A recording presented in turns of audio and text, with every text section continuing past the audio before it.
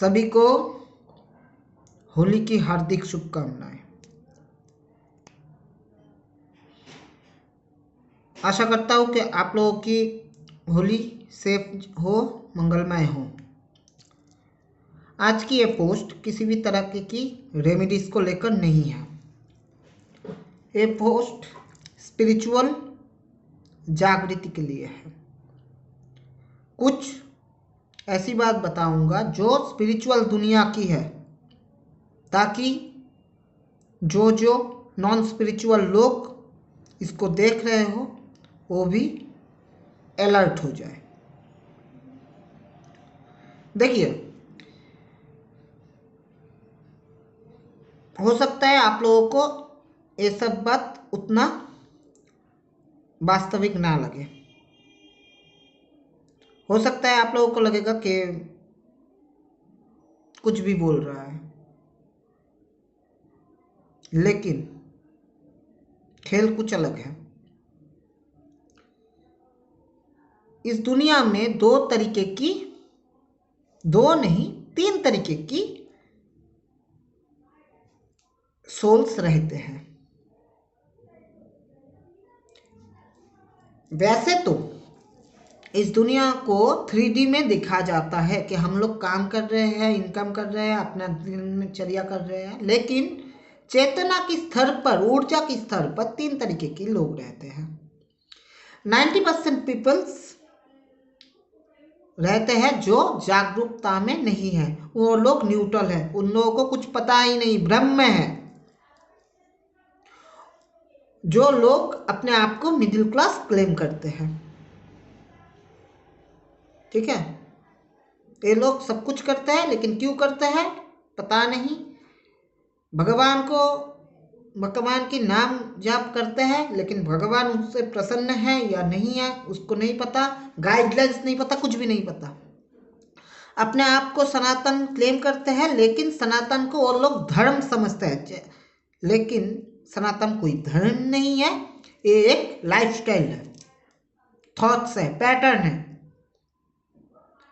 Mind body soul की pattern है। तो लाइफस्टाइल अगर है तो किस तरीके की लाइफस्टाइल को सनातन लाइफस्टाइल कहा जाता है? मुनि ऋषि वाला, रॉयल ब्लड वाला। अगर मैं आप लोगों को एग्जाम्पल दूं तो राम जी सनातन लाइफ लीड करते थे। उनके वंश, उनके साथ साथ जो आपका मुनि ऋषि थे, वो लोग, हनुमान जी, ठीक है।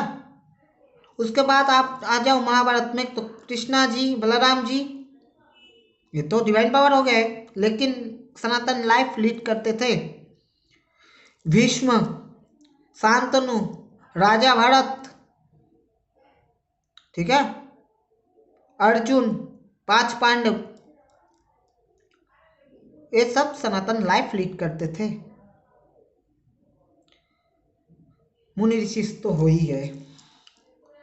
तो पहली बात, सनातन कोई धर्म नहीं है, एक लाइफस्टाइल है जो आदि और अनंत है। उस तरीके से चलने से आपको मोक्ष मिल सकता है, आपको भगवान मिल सकता है, आपकी फ्रीक्वेंसी हाई हो जाता है। दिन प्रतिदिन की चर्या से आपकी सब कुछ हाई होने लगता है, ठीक है। अभी यहाँ पर सोल क्राइटेरिया क्या है? आमतौर पर तो हम लोग मंत्री, IAS, IPS, इन लोगों को बहुत बड़ा समझते हैं, देखते हैं, लेकिन असल में है कौन बड़ा? असल में वही लोग है बड़ा जो इस दुनिया को चलाते हैं। इस दुनिया का 3 स्तर है। एक है 90% लोगों की, जिसमें लोगों को नहीं पता वो कहाँ पर जा रहा है, उसके साथ क्या होगा। इसके बाद है टॉप 4%, जो 2 गुटों में बटा हुआ है, टॉप 4% करके। जो लोग पॉजिटिव 4% है, नेगेटिव 4% है, जो दुनिया को अपने हाथों से चलाते हैं। जैसे कौन कौन लोग हैं? जैसे जिनको हम लोग एडमायर करते हैं। अभी पॉजिटिव में मैं बोलता हूँ कि अरिजीत सिंह किस में आया, टॉप 4% में आया, क्योंकि एक अरिजीत सिंह लाखों नॉर्मल सोल्स को अट्रैक्ट करते हैं, उनके पीछे भागते हैं। सोनू निगम, नरेंद्र मोदी और भी बड़े बड़े लोग हैं। ऊर्जा को समझो, आप इन लोगों के बारे में कुछ भी बोल सकते हो, नजर दे सकते हो, बैड इंटेंशन दे सकते हो, लेकिन उन लोगों की ऑरा इतना मजबूत होता है कि उसको कुछ नहीं होता।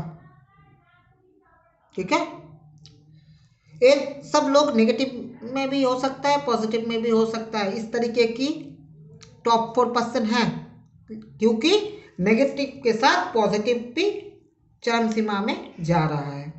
उसके बाद है टॉप 1% करके 2% नेगेटिव और पॉजिटिव। ये है 100% की ये परिभाषा। उसमें हिलर्स आ जाते हैं, बहुत सारे लोग, उमदा उमदा लोग आ जाते हैं, जो लोग एनर्जी वर्क करते हैं,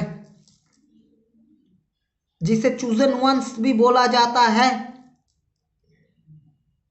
बिलियनियर, मिलियनियर, फिर लाखों करोड़ों, इस तरीके से बटा हुआ है। एक बिलियनियर क्यों बिलियनियर है, एक मिलियनियर क्यों मिलियनियर है, और एक आदमी पूरी लाइफ घिस के 20,000 से ज्यादा तनख्वाह क्यों नहीं पाता है? सब कुछ लक है? इंटेलिजेंस लक से आता है या पढ़ने से आता है? दिमाग इतना खुला हुआ किसी का है, क्यों है? जो आइंस्टाइन बचपन में स्कूल में अच्छी तरीके से पढ़ नहीं सकता था, वो कैसे उम्दा बन गया? सोच कर देखो, सोचो। तो पर्दे के पीछे बहुत कुछ चल रहा है, और अभी टाइम कुछ ऐसा है, एनर्जीज बहुत हाई है। एक बात समझना, हर युग में जब नारायण आता है, उसके साथ नारायणी सेना भी आता है। तो नारायणी सेना एक्टिव हो चुका है, जो आप लोगों को रास्ता दिखाएगा। उसके साथ साथ नेगेटिव में भी सेना है, ये आपको मानना है। अगर पांडव की सेना है तो कौरव के भी सेना है। अगर इस दुनिया में राम जी थे तो रावण भी थे, एज इक्वल स्पिरिचुअल थे, एज इक्वल उन लोगों में पावर्स थे। तो आप इस तरह से देखकर समझ नहीं सकते कि कौन सही सोल है पॉजिटिव के साथ, कौन नेगेटिव के साथ। लेकिन आपको क्या समझ में आ सकता है? वाइब्स, अंतर्मन की सोचना, दिमाग में ज्यादा जोर न देना, अंतर्मन में बोल देगा कि कौन अच्छा है, कौन बुरा है, कौन किस तरीके की है। पावर सभी के पास है। देखिए, लक्ष्मण जी को भी पूर्ण ज्ञान था, राम जी को भी पूर्ण ज्ञान था, और दूसरी तरफ कुंभकर्ण को भी ज्ञानी माना जाता है, वो भी साधना किया है, और रावण को तो परम ज्ञानी बोला जाता था। तो ऐसा नहीं है कि स्पिरिचुअल बात कर रहा है, इसका मतलब यही है कि वो सही है, पॉजिटिव है। ठीक है, तो अभी एक तरीके से हिडनली टीम स्प्रेड हो रहा है, वर्ल्ड 2 गुटों में बांट रहा है। अपने अपने तरीके से सोल की बात सुने, और जिसको मन में आए उस गुट को चुने। अगर कुछ भी ना हो, आप किसी में नहीं रहना चाहते हैं, तो फिर सिर्फ एटलीस्ट अपने मन से नाम जप जरूर करें, एकदम गुड इंटेंशन के साथ, तो अच्छा हो जाएगा। ठीक है, जय श्री कृष्ण।